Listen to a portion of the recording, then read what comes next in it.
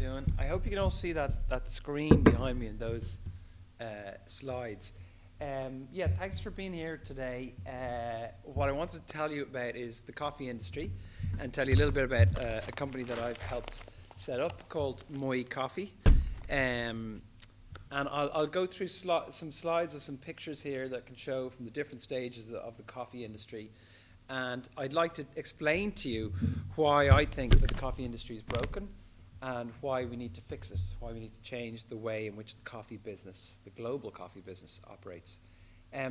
But I might start with, so if you ever see at the beginning of, you're watching a movie at home or in the cinema and Universal or whatever, you see that globe at the start of a movie. So planet Earth, right? So if you can imagine planet Earth at the moment, on this kind of spinning globe, or in a way, maybe imagine yourself in a spaceship and you're looking down at this planet. It's spinning around.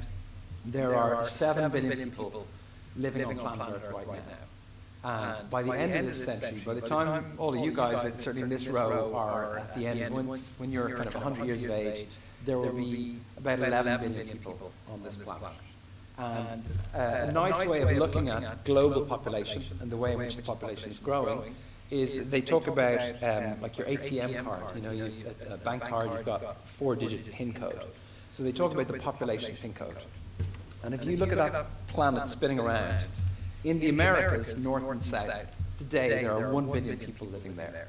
In Europe and Russia, there's 1 billion people there. In Africa, there's 1 billion people there. And over in Asia, over in China and Indonesia and India, there's 4 billion people living there. And as the world spins and as this century progresses, when we get to the year 2050, those numbers, so right now the PIN code for those 4 regions is 1 for the Americas, 1 for Europe and Russia, 1 for Africa, and 4. So 1114 is our current PIN code. That's 7 billion people.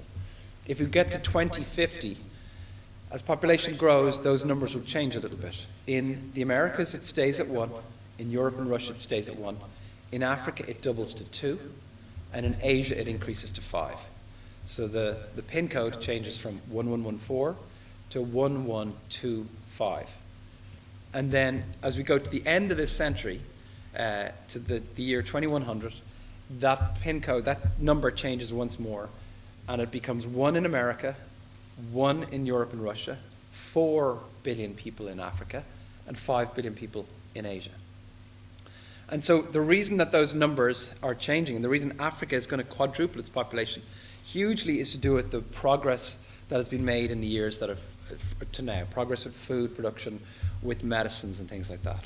But a lot of, on our planet, on that, so that final number you see there is 11 billion people. It's 1145.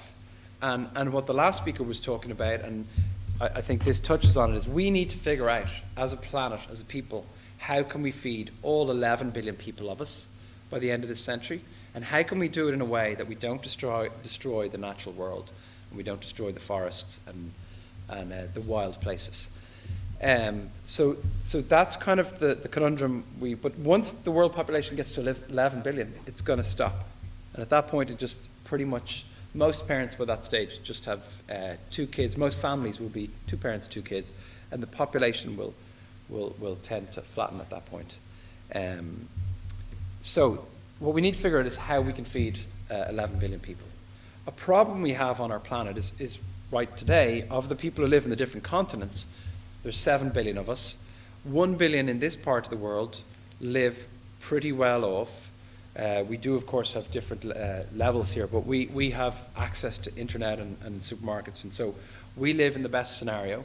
But at the other extreme, there's a lot of people in the million, about 5 billion people in the middle, who in different parts of the world, they might not have a car, they might have a bicycle, or they might not have electricity indoors. There's various things we have that they won't have, but they'll still be able to provide maybe 3 meals a day. At the poorest people on our planet, there's about 1 billion people on our planet who go to bed hungry each night. Those people struggle to meet the basics. They don't have access to clean water. They might have to walk a couple of hours to get water. They don't have a toilet. They might not have a job or an income. They aren't able to grow enough food. There's about 1 billion people in that poor group. And you could split that billion in half, and 500 million of them live on the continent of Africa, and 500 million of them live over in Asia. So as this century progresses, and as the population grows from 7 to 11 billion, the new people that are going to appear on our planet, many of them will be born in those poorest households. So we need to figure out, as those households grow, how can we help these people, and increasing numbers of them, climb out of poverty? How can we give them an income, enough food, access to clean water? So that's kind of a big, I've gone on a little diversion away from coffee, but that's the big conundrum, or the big problem we have to solve. How can we feed everybody on our planet? How can we lift people out of poverty and make sure everybody has access to electricity, running water, good transport, education, 3 meals a day, that sort of thing. Coffee. Coffee is the world's favorite drink. Every day we drink 2 billion cups of coffee on planet Earth every day. And sticking with that big planet, that planet I told you about, all coffee on our planet is grown in and around the equator. So if you look at the middle of the planet and you spin it around, you have countries in South America, you have Colombia and Brazil, very famous for coffee.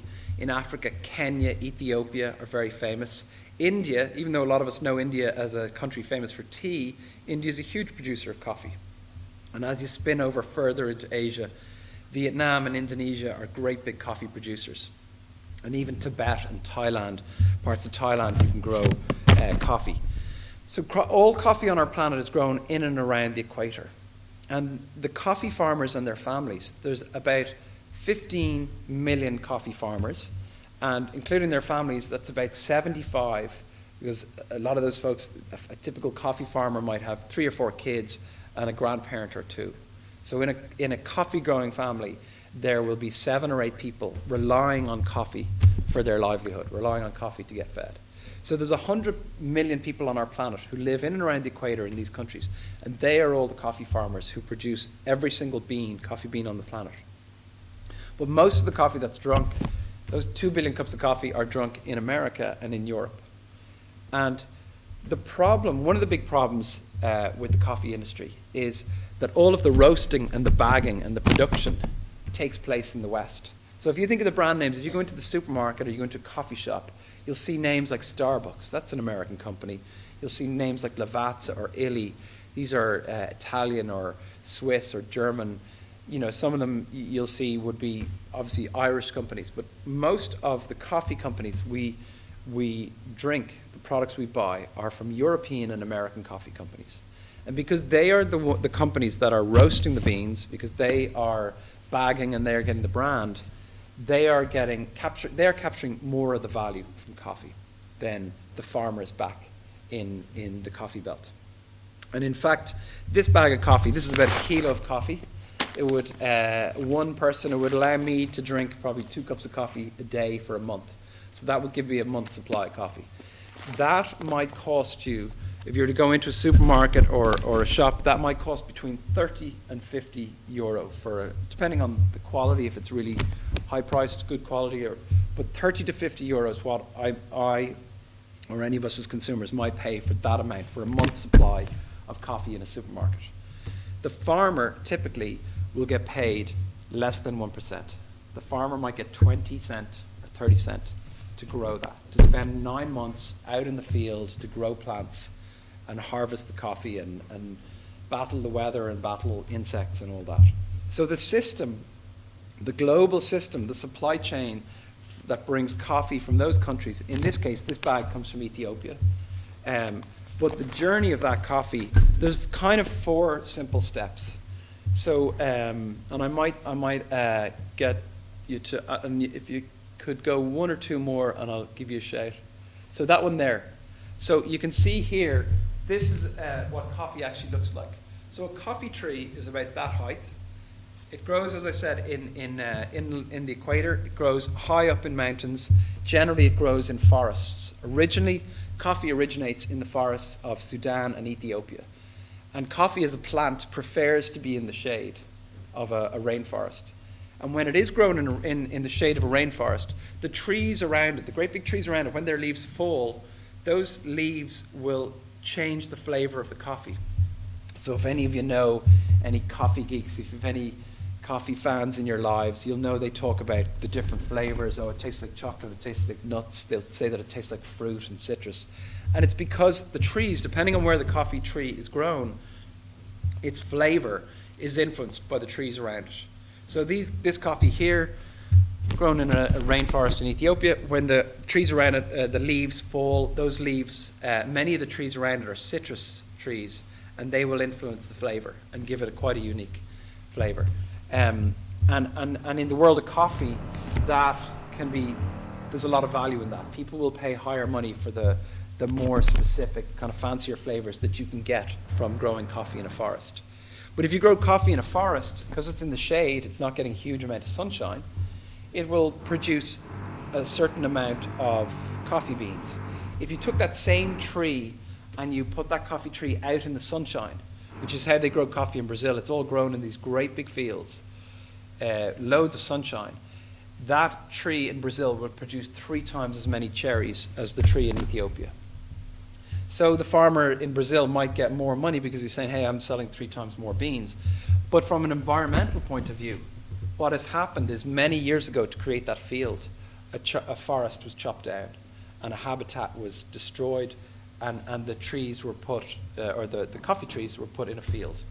And the flavor there can be really boring because you've got one coffee tree standing beside another coffee tree beside another.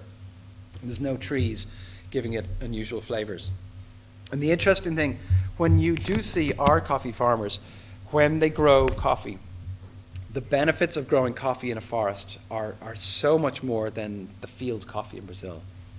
When coffee's grown in a forest, the farmer can also harvest fruits. It can get wood, firewood, building materials, can get herbs, medicinal herbs. And even some farmers they will act as tour guides, and they will earn income from tourists, which is actually how I got involved in the coffee industry. I was working in Uganda, another coffee growing country, and I had a weekend off, and somebody suggested, why don't you go on a coffee tour?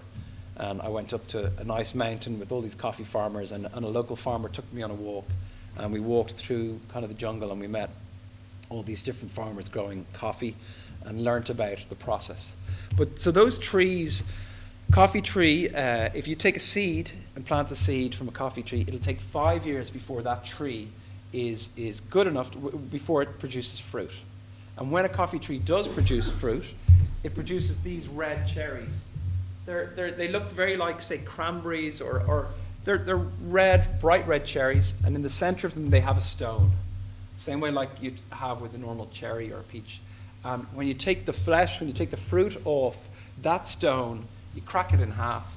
That stone it'll be green in color, is what you and I would recognize as a coffee bean. Now, if you can roast it in a frying pan yourself, which I've done it over a campfire. You can roast it in your oven at home, or what happens in this is it's roasted industrially in large ovens.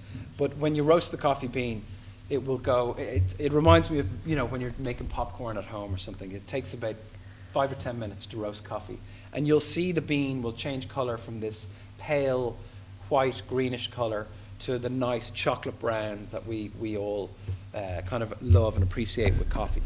And so what struck me when I was on that mountain in Uganda, I was on that hike. It was a beautiful mountain, going through, there was waterfalls, it was lush jungle. As I said, the farmers there were growing their coffee in a forest. So those farmers were also getting firewood and fruits and veg and other plants from the forest. And they were getting income from a tourist. They had a bit of ecotourism going on. But by the fact that they were growing their coffee in the forest, it meant that around us there was birds and bees. There was monkeys following us along and hooting down at us. There was cobwebs. I was getting loads of cobwebs in my hair from these giant spiders in the forest. There was so much life in that forest. And what it also does is all those big, strong trees, their roots prevent against floods. They also provide better oxygen in the area. They provide cleaner water. So growing coffee in a forest is the way forward. But what struck me on that mountain that day was, why does the farmer get paid so little? It's not ice cream. coffee does not need to go in a freezer. It doesn't need to stay cool. It's not like chocolate. It's not going to melt if it's in a hot environment. To travel, to bring coffee from the other side of the world to here, you literally need a bag that's waterproof, that's light-proof or airproof, and then you put this valve in the back of it. And we often tell people to squeeze the valve and they can get the smell of the coffee beans. That little plastic device in there, it allows, when the beans are roasted, it allows the beans to stay in there and to breathe, but it doesn't allow oxygen in. So it's called a one-way valve. So very simple way, and that's how you can transport that from the other side of the world.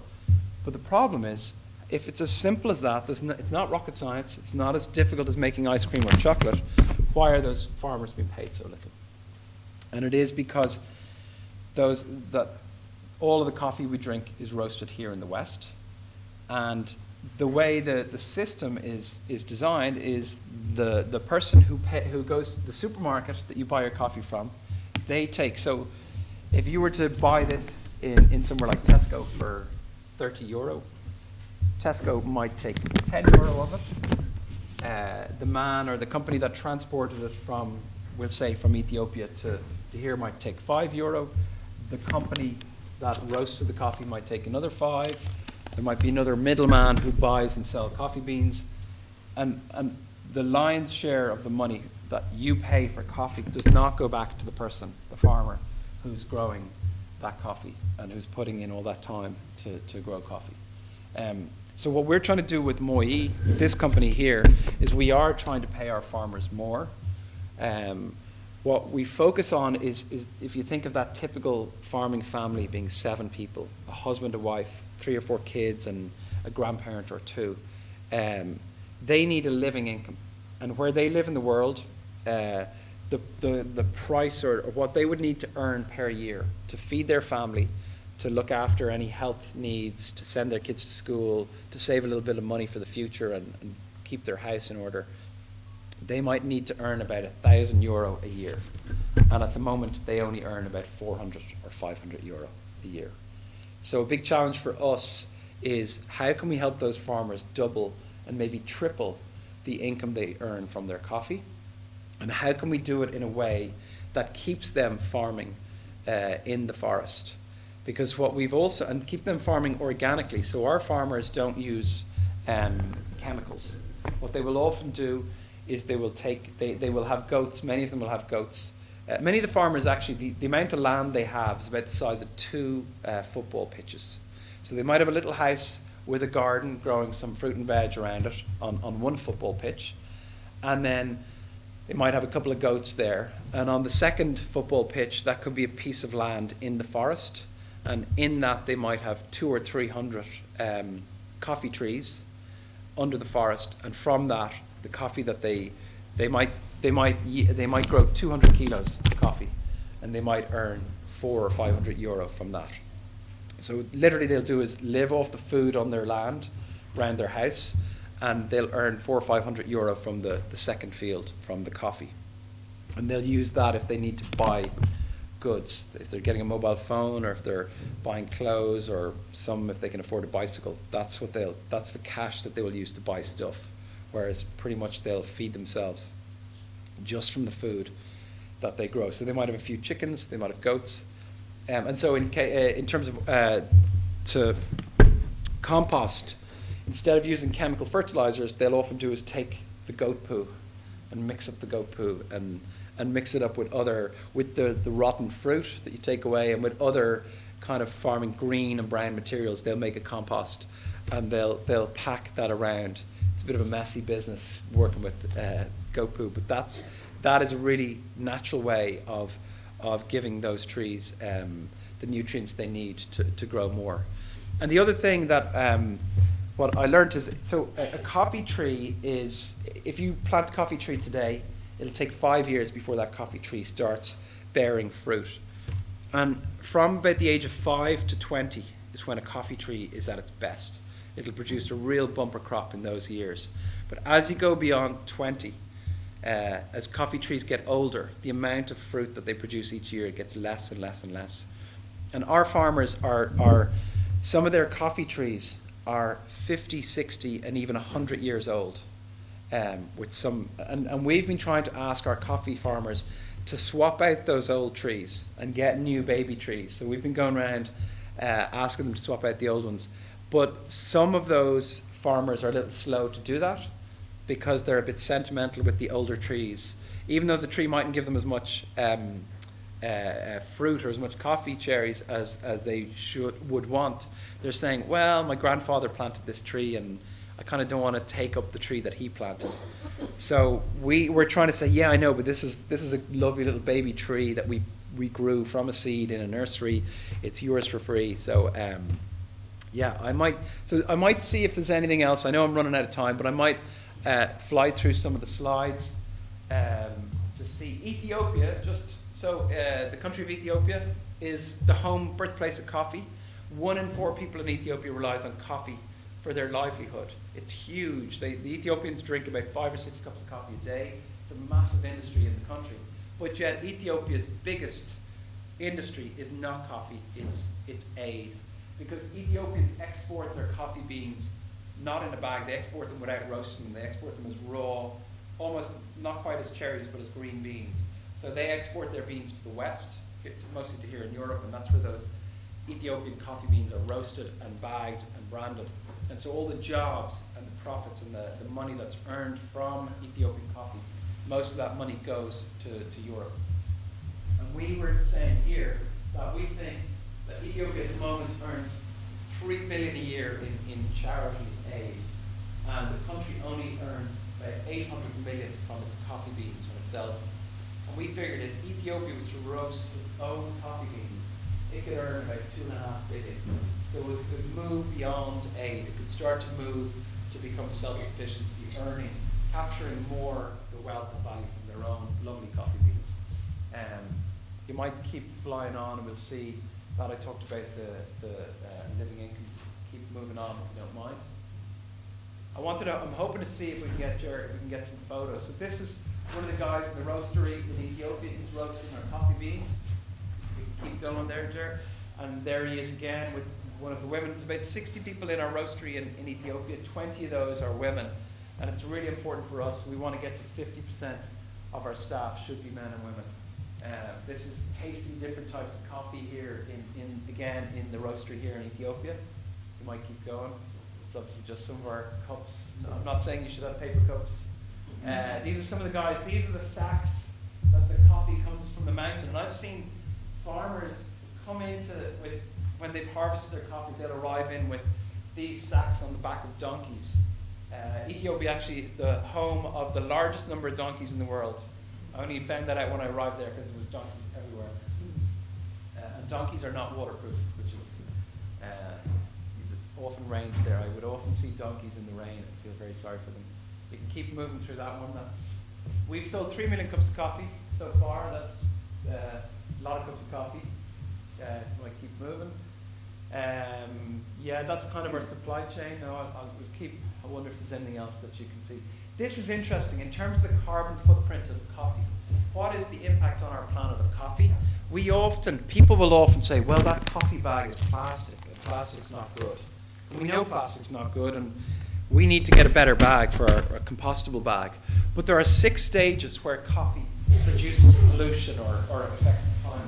The farmer, if he or she uses chemicals, that can damage the environment. If he or she chops down trees, this is the thing I feel, if the farmer clears the forest, in my mind that's almost game over from the environmental point of view. All those butterflies and bees and animals, the habitat is gone. So I think it's really important what the farmer does. The second stage is where there's a bit of harvesting where you mill it, that's where you take the stone out of the fruit. Very little bit of electricity, not much. You roast it, there might be a bit more electricity, to power an oven. So that's a little bit more energy. Transport, if you go by boat, that's pretty good. But if you fly your coffee from Ethiopia to Ireland, that's a huge environmental problem. We shouldn't be flying coffee beans around the world. We should really try to get them on boats. The packaging is actually just 4% of the pollution associated with coffee is the plastic packaging. And at the moment, the problem we have is it's really expensive to come up with better bags. But we need to fix that. And then when you're at home drinking your coffee, when we boil the kettle, and leave water in the kettle, if we use different ways, if we can be really inefficient in how we brew our coffee. And then when you finish your coffee, what do you do with your coffee grounds?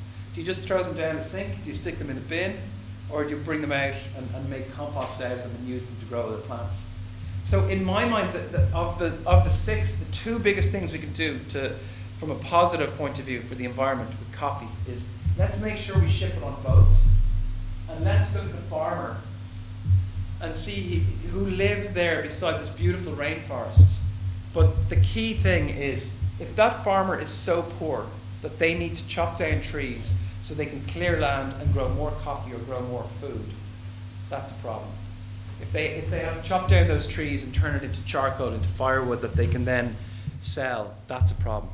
So if we really want to tackle climate change in relation to coffee, we need to make sure the farmers can earn a living income, that they're not under pressure to damage the local environment. Thank you very much.